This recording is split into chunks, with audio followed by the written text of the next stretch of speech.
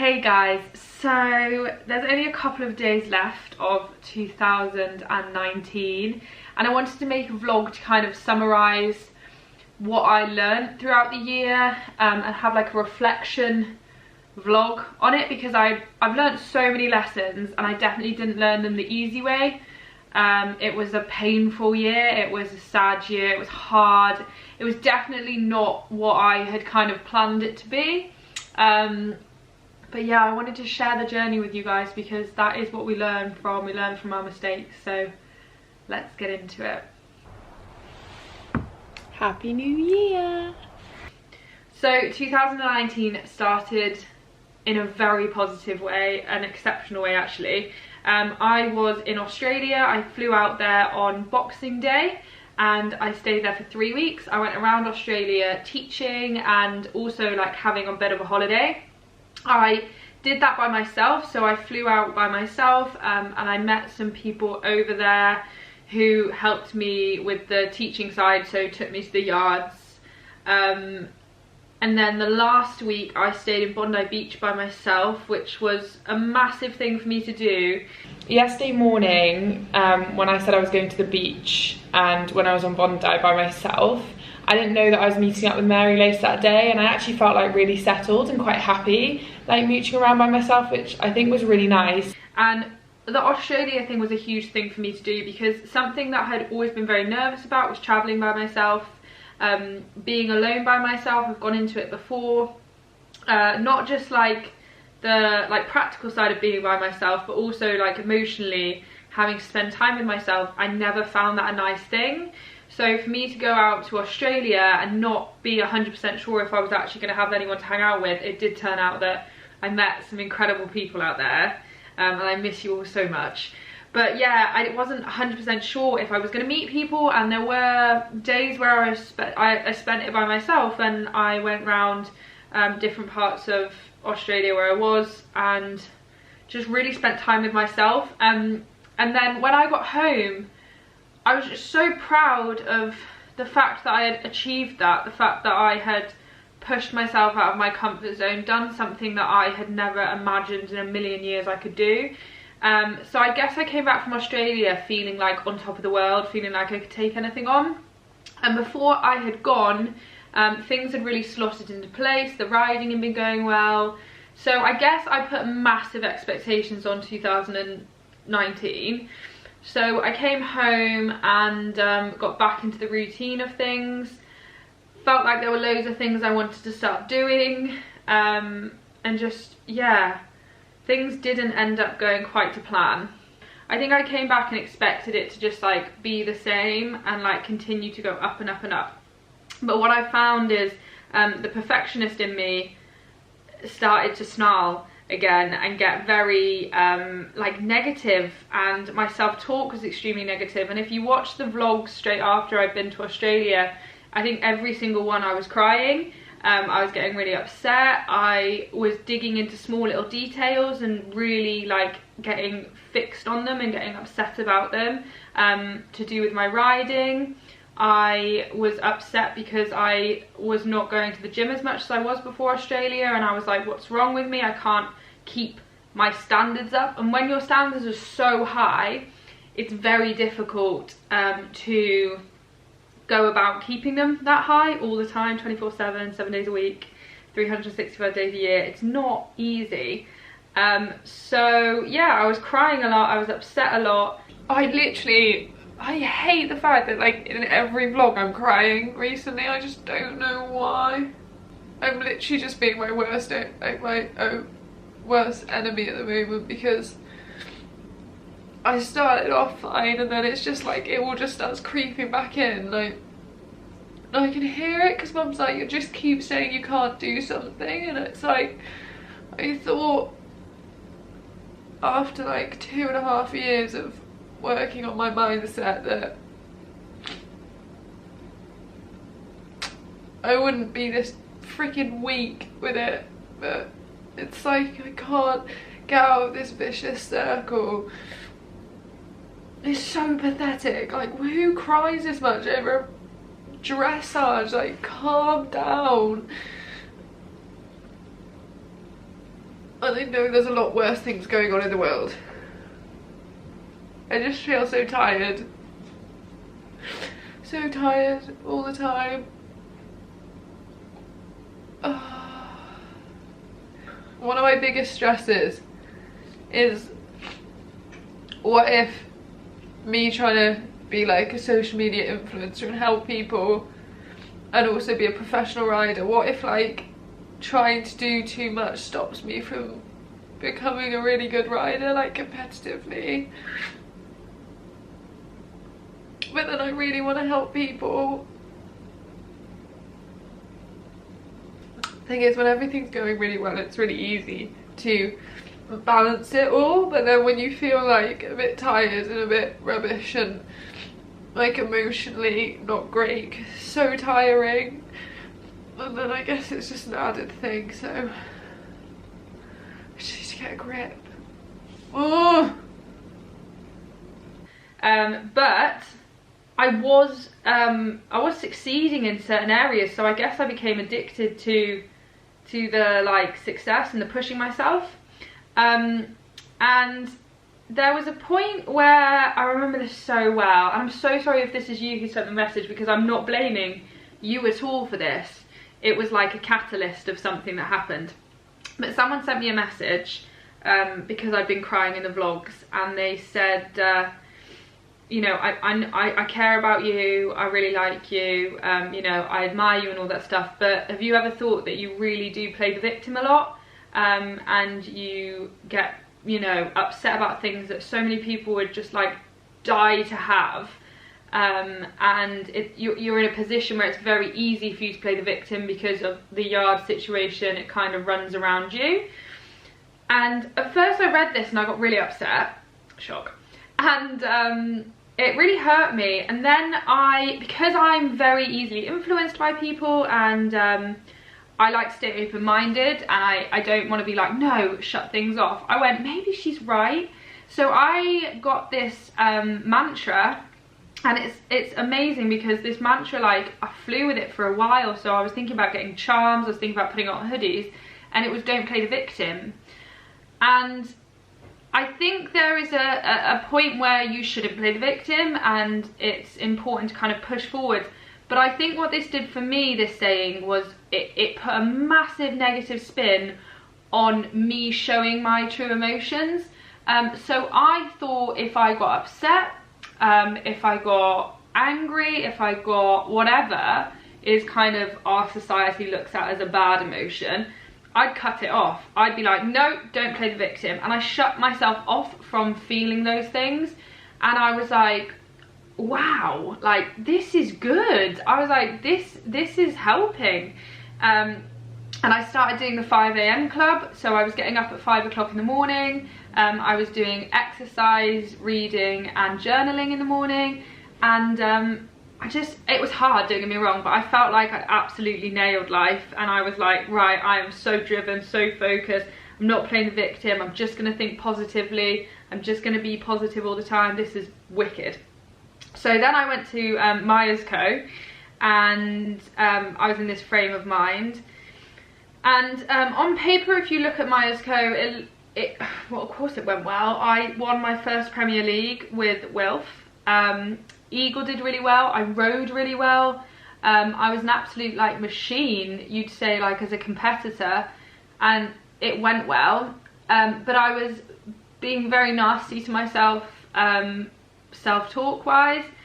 I was quite aggressive with myself. I'd be like, don't play the victim, get on with it, like, come on, and it wasn't like enjoyable. But then because I won, of course it's that like, oh, it's worked, it must work, it's like there's an outcome that I wanted. So I didn't think much of it still. I continued to push myself in every single area. And then what happened from this is I started to, well, I don't know if I even realised it. I remember I went to my friend's house, who is a counsellor. I know her from church. And I sat in her living room, and I remember the reason I'd gone there is because I had been randomly wanting to cry in weird situations that I was like, you know, I shouldn't it's not something that should be upsetting me that much. Why am I like wanting to cry? I'd just be like driving along, I just want to cry, and I'm like, this is really strange. So again, I've been like, don't play the victim, don't cry, you have everything in life, you know, you're very privileged, you're very lucky, block it off, continue. And then I went to see Ali, who is a counsellor. I didn't go to see her for that reason, I just went to see her as a friend. And I sat on her sofa, and she knows what to say to kind of open you up. And I think if I'd known she was going to do this, I would have never gone. But anyway, I sat there on the sofa, and she's like, how are you? And I'm like, yeah, I'm good. And then she's like, are you? Are you really good? And I was like, I think so. And then I just broke down. I just broke down in tears with her, and I was like, I don't even know what is wrong with me. I don't know what's going on. I said, I've started to lose like the love of doing everything. I said, I don't want to do anything. I said, I do it because I know it will make me successful and all this stuff, but I don't want to do it. I don't want to get up in the morning. I don't want to go to the gym. I don't want to ride my horses. I don't want to teach. I don't want to do anything. No. And yeah, well, that was the like opening of a can of worms, wasn't it, for the year. I think that was in April that this happened, and yeah, a lot happened after that. So in that first conversation with Ali, I remember saying to her, I don't want to feel emotions. I want to be like a robot so I can be more productive. My emotions get in the way, they slow me down. I don't like the messiness of life. It gets in the way, it stops my productivity. And she said, is that really how you want to live? Because it sounds to me like it's like a robot. Do you want to live like a robot? Do you want to not have that human connection? And I remember so well what she told me, and it was like my eyes were opened. She said, you know, you can't numb negative emotion without numbing the happy emotions. So things like joy, love, gratitude. And I was like, it hit me like a ton of bricks. I couldn't believe that I hadn't kind of noticed what had been going on. Yeah, I've been numbing the negative emotions. I've been, don't play the victim, don't feel bad, don't cry, don't feel sorry for yourself. This and this, but I'd also at the same time been numbing gratitude, which is one of the things that I've been trying to kind of like fake put into myself, like, oh, you have everything, you shouldn't cry, be grateful, but I was doing it in a very like negative way, and it wasn't really having the right effect. And of course I said to Ali, I was like, I know I should feel grateful for that, but I can't get there. So I kind of have been like kidding myself.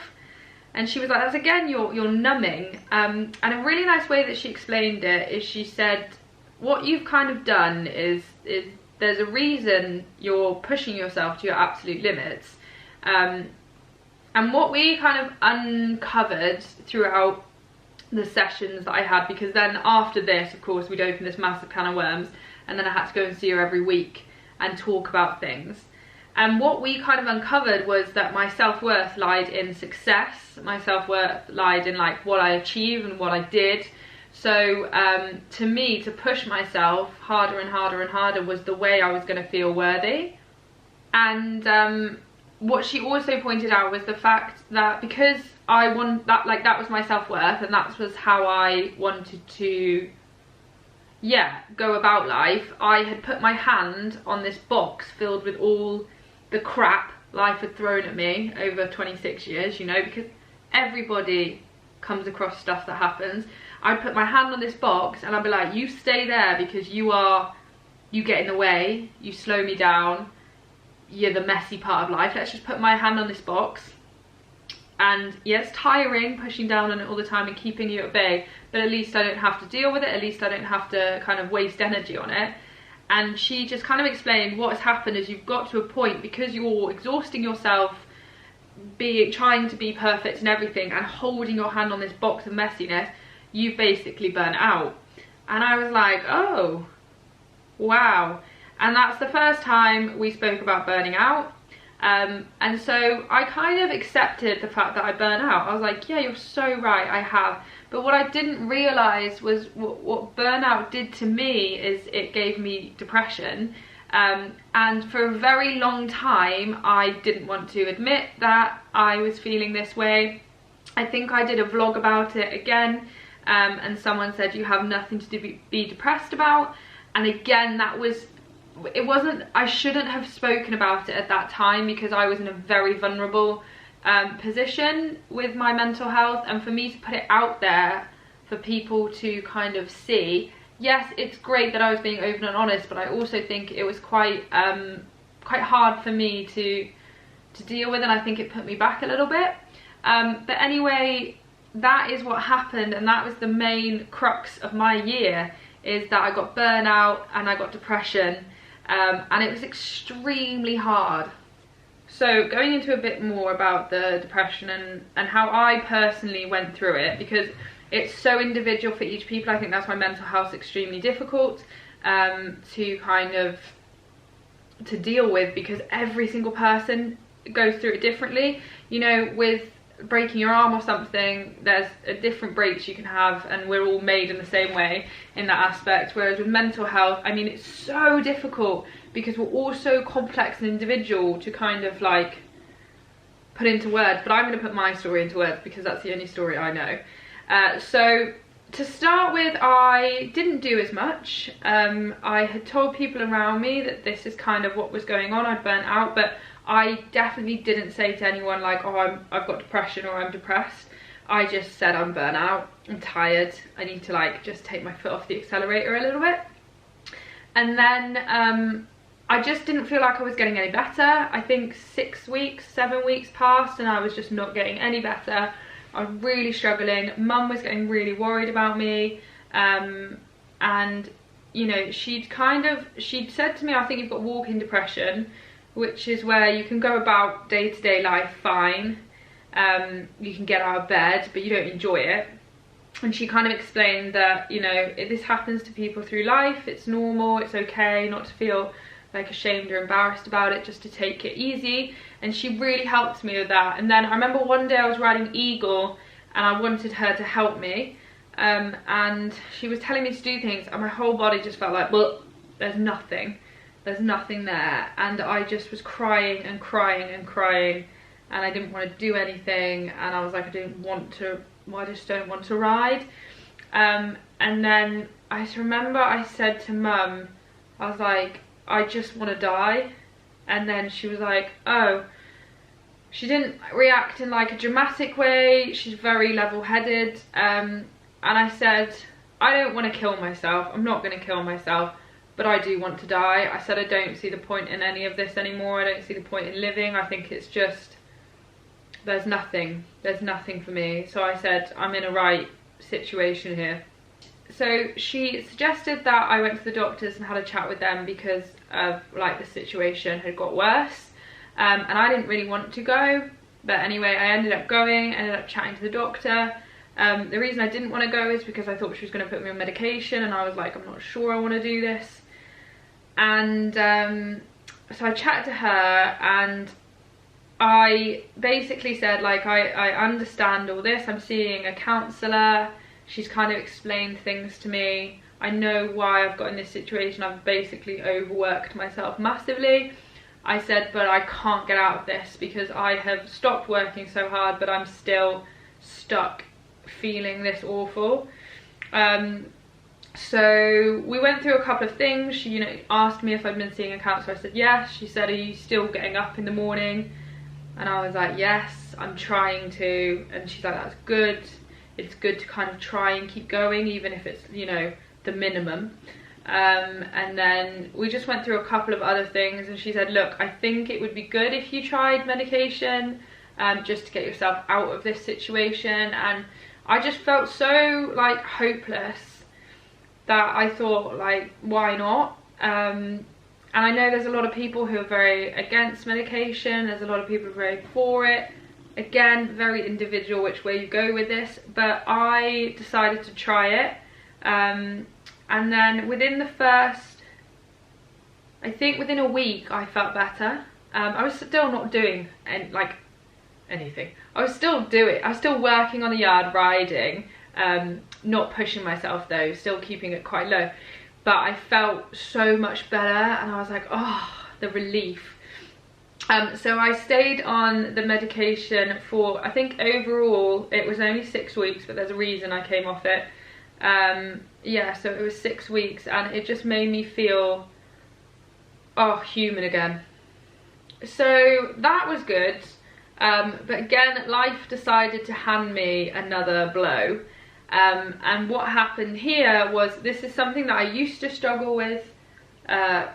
It's something I've struggled with throughout my life, and I'm not going to go into too much detail about it in this video because I don't really feel like I want to yet. But anyway, something that I had to deal with was getting anxiety, and I don't know why this decided to crop up again after the fact that I'd been to Australia by myself and I had like smashed everything that I've ever been nervous about. I'd done it, and I thought that if I'd done it once, that was it, I'm never going to get like anxious again. But unfortunately, I don't know if it was the medication I was on that triggered it, but I spoke to a few different people, and apparently it was a stimulating one, and that might have been what caused it. But regardless of what caused it, I started to get very anxious. Luckily I was still seeing Ali, and I told her about this, and just due to different reasons that we don't need to go into this in this video, it spiraled quite badly to the point where I didn't want to do anything. I didn't want to leave my house. I didn't want to go anywhere. And I had trips planned. I had the trip with the FEI planned, and I went there, and it wasn't too bad at that time. Hey guys, so I'm currently in Holland, in Rotterdam, at this year's European Championships, and we have made a really cool video. So we have watched some of the para dressage riders, and we've spoken to Sophie Wells and had an interview with her. And also I have relived my childhood in a way that you'll have to find out about. And also I tried my hand at show jumping in a little bit of a different way. I sat on my first horse of the Europeans. Yeah, loads has gone on. It's really exciting. So if you want to check it out. But that was extremely difficult. And then flying home, I had a really terrible time, and that kind of kicked it off even more. And then I booked a holiday to go away to Cornwall with my dad and my boyfriend.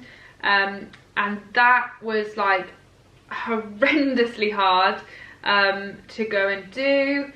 I just got to the point where, yeah, I literally didn't want to do anything. It was so hard.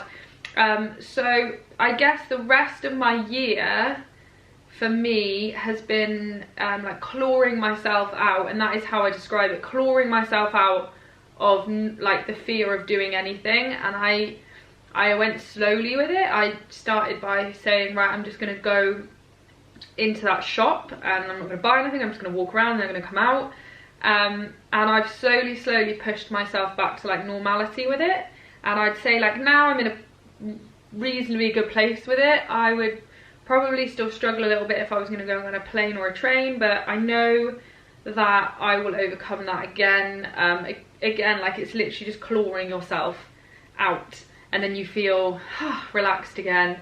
It goes back to normal. And I think the thing that's really helping me with it is I've felt this anxious before and I've got over it, and I might feel really anxious again later on in life, but I'll get out of it.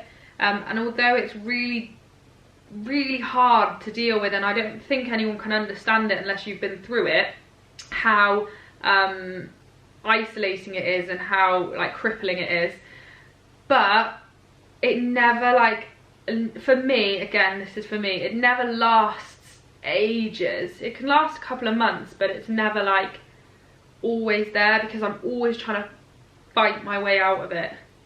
And then after all this, we're kind of like where I am at the moment. I got my first house, which was absolutely incredible, and that's where I am at the moment. I refound the love of riding. I refound the love of like training the horses, working with the horses, which was so nice. And I really feel like I've learned so many lessons from this. I've learned so much about myself. The other thing, like, it's so hard to explain your year in a video. The other thing as well that happened was when I got burnt out, I lost touch with God, and that was really difficult. I didn't want to pray, I didn't want to talk to him, I didn't want to go to church, I didn't want to go out. And then of course once I got the energy to then do it, I didn't want to go out because I was anxious about going out. So it's been really hard to kind of find God again. And I know you don't have to go out to find God, but it was more like surrounding myself with the people that could help me. But I've got back into now like praying, talking to him, and that's where I really feel like I'm starting to become myself again, which is so nice. So nice. And what's really great about God is that he's always there. Even when you're not talking to him, he's always there for you, which is really good. But yeah, the main lessons I've learned from 2019, 100% this is my main lesson, is to find the middle ground. Now what I mean by this is I was very much a black and white thinker, and this is what I learned when I went through counselling. I was either like it's amazing or it's awful. There is no in between, and I used to think the middle ground was a very bad thing. I used to think if people like aimed for the middle ground, they weren't driven enough, they weren't pushing, you know, high enough, their expectations weren't enough. But what I've kind of realised is that I cannot be black and white in every aspect of my life. Even in the aspect of, say, the riding, where I would absolutely love to be the best rider in the world, even like that, which is an extremely high goal, I don't think going about that in a black and white way is very healthy either. I think finding the middle ground in that is good, and I'm now starting to understand finding the middle ground does not mean settling for less. It's just being kinder to yourself whilst learning, and just because today, for example, I could only do X, Y and Z that well, doesn't mean that tomorrow it won't get better, a little bit better, the next day it won't get a little bit better, the next day it won't get a little bit better. I also read in a book, which I highly suggest to everyone reading, Brené Brown's books. I also read in a book that perfectionism is a coping mechanism for trying to avoid vulnerability and shame. You're basically trying to stay in control of things because you're scared of the messy side of life, which is definitely what I was scared about. I was scared about being vulnerable. It's a scary thing being vulnerable, which is funny because a lot of people think I'm really good at showing vulnerability because I'm very open on social media and stuff, but actually I personally really do struggle with, say, like crying in front of loved ones. I find that very difficult. Kind of putting my hand up when I need help, I find that very difficult. And that's very much, again, it's that I want to stay in control. I wanted to stay in control. I wanted everything to be perfect because I can control that. Nothing's gonna suddenly bite up and but the thing is, life does that to you. Regardless of how much you try and keep everything in order, things happen that sometimes we don't want to happen, but they do. And if we try and like push them down and say, don't play the victim, shush, get on with it, it's fine, what will happen? It will boil over, and that's what happened to me. It boiled over, and then it took me from April to like now, what's that? You can do the maths. It took me that long to get myself back to normal. So that was a massive dent in things. Like, it held me back more because I tried to like block it away than it would have been done if I'd just had a jolly good cry about it one day, and dealt with it in that moment, and then I could have moved on in a more healthy way. But like I said, you learn so much from life. So yeah, one of the lessons is finding the middle ground, so not being a black and white thinker. I feel like that's the main one, definitely. And I've just learned lots about vulnerability and the messy side of life, the messy middle, and how great it is. But that's definitely, yeah, that's it. Okay, so let me just tell you my plans for 2020. I haven't really thought about this much until I started recording this video. But for example, let's put this in context. My plans for 2019, I had so many. I was going to do my first Into 2, which I actually did. So, Wilfred, You're about to enter your first Insta 2. How are you feeling? I was going to do my first Grand Prix, which I haven't done yet, but hopefully doing soon. I was going to write a book. I was going to up my business. I was going to do more vlogs. I was going to do more podcasts. I was going to do more for the FEI. I was going to do more in the gym. I was going to eat better. I was going to be like one of those fitness models. Like, what else was I going to do? Like everything, you know. Yeah, just everything in 1 year. I was going to nail it.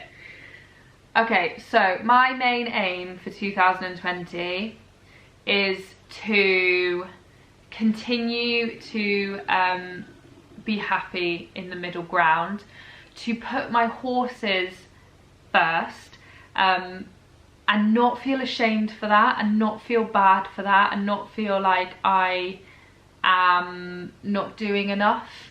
Because if you listen to earlier interviews or things that I used to say, I would say that I want to be the most incredible influencer, the most incredible rider, the most incredible businesswoman. I want to smash it in all areas.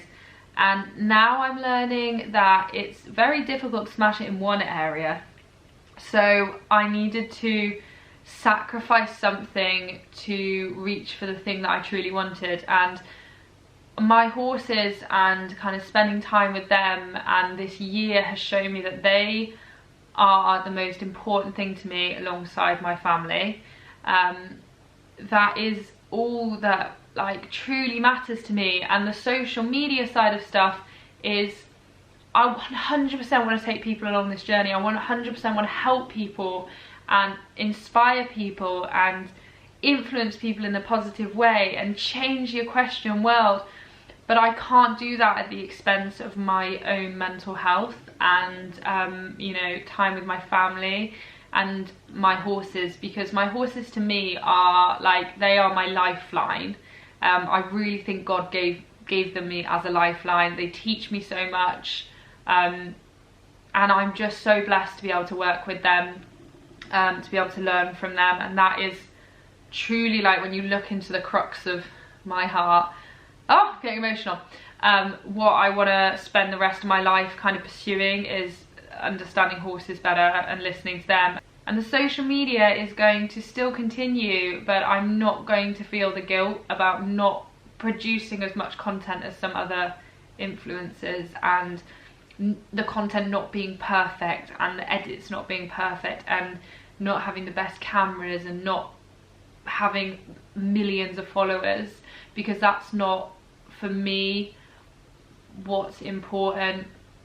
What's important is, you know, the relationship I have with my followers, the ones that I do have. I really hope this is making sense, but so yeah, 2020 is going to be for the horses and for the fam and for myself. And social media, you'll still be there.